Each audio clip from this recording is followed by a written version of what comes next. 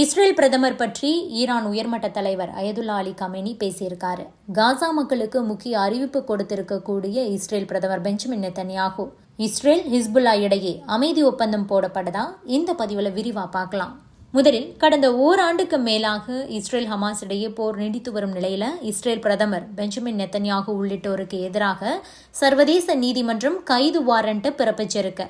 இந்த நிலையில தான் இஸ்ரேல் பிரதமர் பெஞ்சமின் நெத்தன்யாகுவிற்கு மரண தண்டனை வழங்கப்பட வேண்டும் அப்படின்னுட்டு ஈரானோட உயர்மட்ட தலைவரான அயதுல்லா அலி கமேனி சொல்லியிருக்காரு.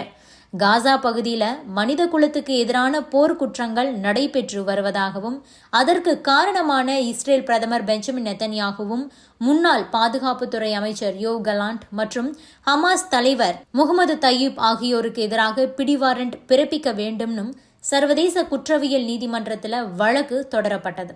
இந்த வழக்கை விசாரித்த சர்வதேச நீதிமன்றம் இஸ்ரேல் பிரதமர் Benjamin Netanyahu, Yoav Gallant, Mohammed Tayyib, Ibrahim al Masri ஆகியோருக்கு எதிராக வாரண்ட் பிறப்பித்தது.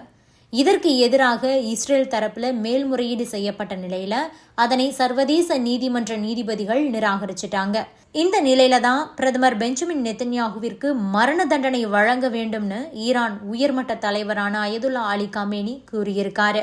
ஈரானின் துணை ராணுவ படையின் தன்னார்வ பிரிவைச் சேர்ந்த வீரர்களோடு பேசின அவர், காசா மற்றும் லெபனானில் ஜியானிஸ்ட் ஆட்சி போர்க்குற்றங்களை செய்து கொண்டிருக்கிறது.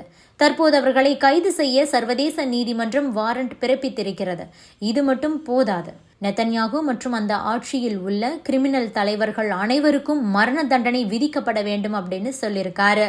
மேலும் இஸ்ரேலின் தாக்குதல்களுக்கு சரியான பதிலடியை கொடுக்க தயாராக இருக்கிறதா அயதுல்லா அலி கமேனியோட மூத்த ஆலோசகர் அலி லோரிஜுனி எச்சரிக்கை விடுத்திருக்காரு. அடுத்ததா காசா மக்களுக்கு இஸ்ரேல் கொடுத்திருக்கக்கூடிய அறிவிப்பு, பிணைய கைதியுடன் இஸ்ரேல் திரும்பும் ஒவ்வொரு காசா குடிமக்களுக்கும் 42 கோடி ரூபாய் வெகுமதி கொடுக்கப்படுங்கிறது தான் அந்த அறிவிப்பு. இஸ்ரேல் ஹமாஸ் நெருக்கடிகளிலிருந்து வெளியேற விரும்புகிறவங்களுக்கு இது ஒரு அரிய வாய்ப்பு அப்படின்னும் அவர் குறிப்பிட்டிருக்காரு. காசாவை சேர்ந்தவர்கள் பிணைய கைதி ஒருவரை மீட்டு வர முடிவு செய்தால் அவரின் குடும்பத்தினரை மொத்தமாக பாதுகாப்பாக வெளியேற்ற இஸ்ரேல் உதவும்னும், அத்துடன் 5 மில்லியன் அமெரிக்க டாலர், அதாவது இந்திய மதிப்பில் 42 கோடி ரூபாய் வெகுமதியாக அளிக்கப்படும்ங்கிற அறிவிப்பு கொடுக்கப்பட்டிருக்கு. இந்த வாய்ப்பை பயன்படுத்தி கொள்ளக்கூடிய முடிவு உங்களுடையதுதான். கண்டிப்பா இஸ்ரேல் அனைத்து பிணைய கைதிகளையும் மீட்கும் அப்படின்னு உறுதி கொடுத்திருக்காரு. அடுத்ததான் இஸ்ரேல் ஹிஸ்புல்லா இடையே கடந்த சில காலமாகவே தொடர்ந்து மோதல் நிலவி வருது. 2 நாடுகளுக்கும் இடையே போர் நிறுத்த ஒப்பந்தத்தை கொண்டு வருவதற்கு அமெரிக்கா தீவிரமா முயற்சி செய்து கொண்டிருக்காங்க. அது சில நாட்களில் கையெழுத்தாகக்கூடிய ஒரு சூழல் ஏற்பட்டிருக்கு. இதன் மூலம் இஸ்ரேல் ஹிஸ்புல்லா இடையேயான போர் முடிவுக்கு வரக்கூடிய ஒரு நிலை உருவாகி உள்ளது. லெபனானை சேர்ந்த இந்த ஹிஸ்புல்லா அமைப்பினருடன் போர் நிறுத்த உடன்படிக்கைக்கு முதல் கட்ட ஒப்புதலை இஸ்ரேல் பிரதமர் பெஞ்சமின் நெத்தன்யாகு கொடுத்திருக்கிறதா கூறப்படுது. அதே நேரம் இந்த ஒப்பந்தத்தில் இருக்கக்கூடிய சில விஷயங்களில் இஸ்ரேலுக்கு கவலை இருக்கிறதுனால அந்த ஒப்பந்தம் எப்படி முடியும் அப்படிங்கிற ஒரு தெளிவும் இல்லாத சூழலே நிலவுது.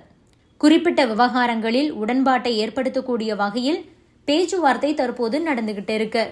அனைத்து சிக்கல்களும் தீர்க்கப்படும் வரை ஒப்பந்தம் இறுதியாக கருதப்படாது அப்படின்னு அதிகாரிகள் தெரிவிச்சிருக்காங்க. போர் நிறுத்த ஒப்பந்தம் இறுதியானதும் இஸ்ரேல் அமைச்சரவை ஒப்புதல் அளிக்க வேண்டும் அப்படிங்கிறதும் குறிப்பிடத்தக்கது.